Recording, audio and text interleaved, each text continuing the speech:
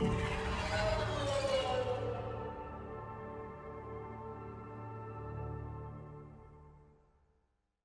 Apex Agents, Mobius Y here with another video for Mass Effect Andromeda's multiplayer. Today's another two-part character build guide, and we're having a look at the Rare-grade Asari Huntress.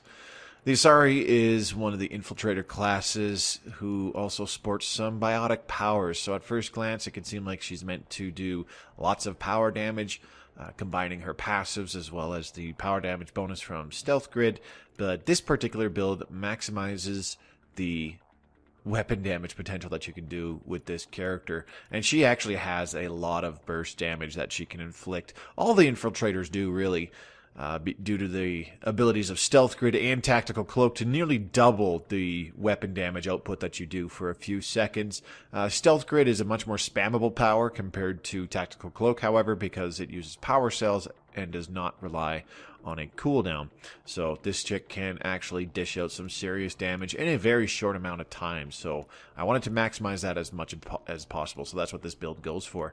When you're leveling up this character, the first thing you want to level up, obviously, is Stealth Grid, because that's your go-to power. It gives you good survivability as well as good damage output. After that, it's up to you if you want to do either Offensive Biotics or Barrier, whichever one you want to max out first. Barrier will give you more survivability, obviously, really good amounts of survivability, and then move on to Offensive Biotics. And lastly, you want to level up either Throw or Lance. For this particular build, I leveled up Throw. I prefer Throw to Lance, personally, for what it's used for in terms of being able to spam it for crowd control, as well as setting up additional weapon damage for a few seconds. And we'll go into how that works in just a moment here. So let's take a look at the build breakdown. For Throw, how I leveled it up, excuse me. Rank 4, I took the extra radius upgrade. Rank 5, duration. This is kind of your only primer, so it's a bit of a pain in the ass when you throw something and then you don't have Lance ready immediately. This gives you a few more seconds of time,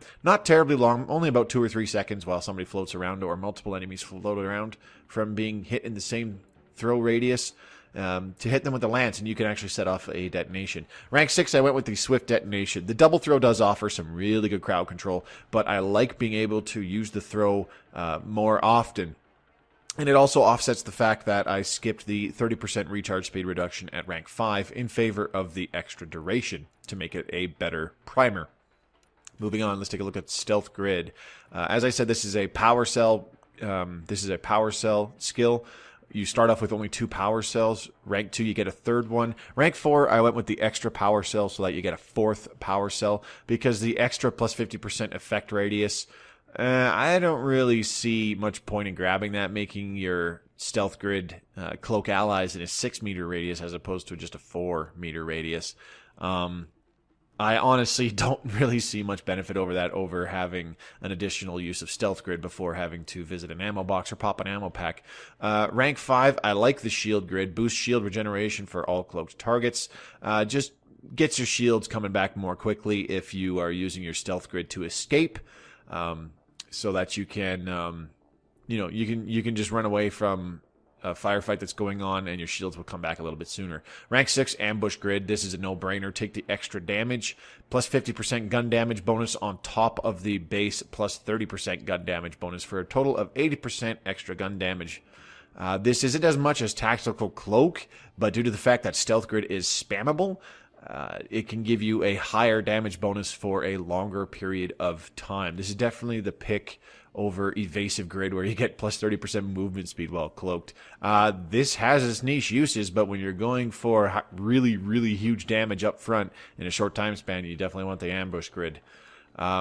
For Lance, I didn't level this up in this particular build, but if you decide to go 6 ranks into Lance instead of Throw, I would recommend you take the rank 4 Damage of Force upgrade, rank 5 Anti-Shield upgrade, and the rank 6 Knockdown upgrade. This will maximize the damage that your Lance does in a single cast, and it will also act like a kind of pseudo-throw where enemies caught within a 1.5 meter impact radius, if they're small mooks that are de-shielded and unarmored, they will be knocked down. So it behaves similar to a throw, except it won't send them flying. It'll just flatten them to the ground for a split second. which is really nice. And it'll if you don't take that, it'll still stagger them. That would be how I recommend you level up your Lance. But in this particular build and in the gameplay, I left Lance at 1. Offensive Biotics take this all the way to rank 6, trying to maximize the weapon damage that you inflict. At rank 4, I went with Power Efficiency, plus 25% all power recharge speeds, making the throws cool down a little bit quicker, making Lance's cool down a little bit quicker as well. That's my personal preference. Rank 5, Combo Detonation would be really nice, plus 50% all combo damage and plus 30% all combo radiuses. But we're going for a weapon-focused build, so I went with the extra plus 10% weapon damage and plus 30% melee damage, even though I don't really use the melee with this particular character very often. And then at rank 6, Biotic Warrior increases weapon and melee damage for 3 seconds after using a biotic power. During this time, melee attacks also knock down unarmored, unshielded, standard-sized enemies. So the combination of hitting something with a throw or possibly even a lance and either staggering it, or if it's a small mook, knocking it down, and then if there's another mook that's also shooting you, you can knock them down with a melee hit. I very rarely find myself in a situation where I need to do that, but it is very useful the odd time that it comes up. But most importantly, this gives you an extra plus 15% weapon damage bonus for 3 seconds after using a biotic power. So what you want to do is, while you're in stealth grid, you cast one of your biotic powers, whether it's throw or lance is totally up to you, and you still have a gun damage bonus for a couple seconds with stealth grid breaking. Now that you've cast a power to break your stealth grid, and you get a slightly higher weapon damage bonus from this Biotic Warrior upgrade. So it does amp up the gun damage that you're putting out, and you can do it much more consistently than an infiltrator with just, say, tactical cloak. Of course, the offset is that you don't have as big of a passive weapon damage bonus. This particular tree only gives you 15% extra weapon damage. You get 5% in rank 2 and 10% in rank 5. Whereas on something like a human infiltrator, you get something like 25 or 30% extra weapon damage, as well as other perks like additional stability and accuracy, blah, blah, blah. So your sustained damage output in the very long run might not be as high, but it's still pretty dang good on this character, so long as you're able to cycle your biotic powers appropriately and spam the crap out of stealth grid. Spamming stealth grid is definitely a thing to do. I don't always do it myself. I like kind of trying to conserve my power cells so that if I find myself in an oh shit situation, I always have one that's handy there, because I don't want to have to pop an ammo pack in order to use one to escape a bad situation. Barrier, as I said, I recommend leveling this up twice if you want to increase the survivability.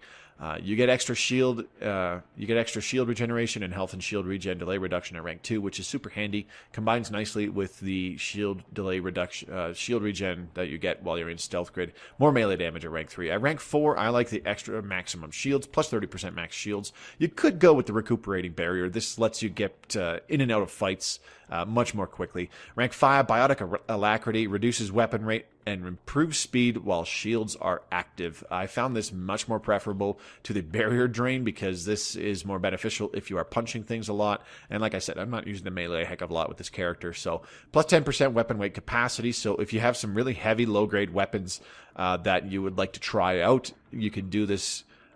You're more capable of doing this. Something like a low-grade Piranha, for example, which can be really heavy at, say, grade 1.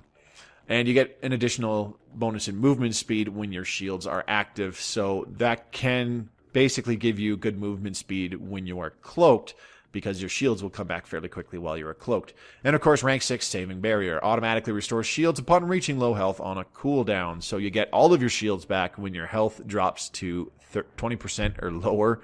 And the cooldown of this taking effect is 15 seconds. So so long as you're not playing like an imbecile, like I sometimes do, that Saving Barrier should save your butt whenever you find yourself in a super bad situation. And the nice thing about this is that your powers will do more damage as your veteran bonus ranks up. I've only got her at grade 13, so my things like my throw and my lance aren't doing a huge amount of damage. My throw lance combo is not doing a huge amount of damage, but it's going to be getting slightly better as I unlock more character cards. For a weapon, I just recommend, honestly, a shotgun. Whatever you prefer, whatever works. I've used the Ruzad, I've used the Disciple. In the gameplay, I used the Hesh because it's a really good damage shotgun, and plus it's the only one where I have a Siphon variant so far. So that's what I rocked in the gameplay, and it's very effective. You could use a Piranha, which will shred bad guys. You could use something like a high-grade Katana S. You could probably use a Rare-grade Carbine. A Scatter Shot would be really nice. I don't really recommend a Venom because a Venom has really crappy DPS, especially over time. You could use a Shorty, which I don't have, as you can see. And you could even use a Talon pistol because that's basically a shotgun pistol, and that would be extremely effective. So those would be really nice, forcing you to get in close where your damage will really shine. Of course, you could use just about any gun on this particular setup. It's a very run and gun kind of thing that you want to do. So I recommend sticking to guns that, if they're fully automatic, they have a really high rate of fire, like an N7 Hurricane or something like that, or they do really, really high burst damage in a couple of shots, like an Ushior, or shoot in a burst fire mode like the Hornet, because if you're packing an automatic gun, you're going to be interrupting your constant spraying of bullets with popping things like Stealth Grid or using any of your powers. So there's a couple of assault rifles that you could try out, like maybe an N7 Valkyrie or something, or possibly even a Matic or Halberd if you so chose. Zalkin probably wouldn't be so bad.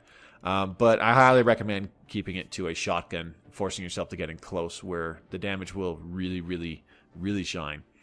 For consumables, just a shotgun rail amp or whatever weapon you're choosing, and some kind of ammo mod to maximize the damage that you are doing.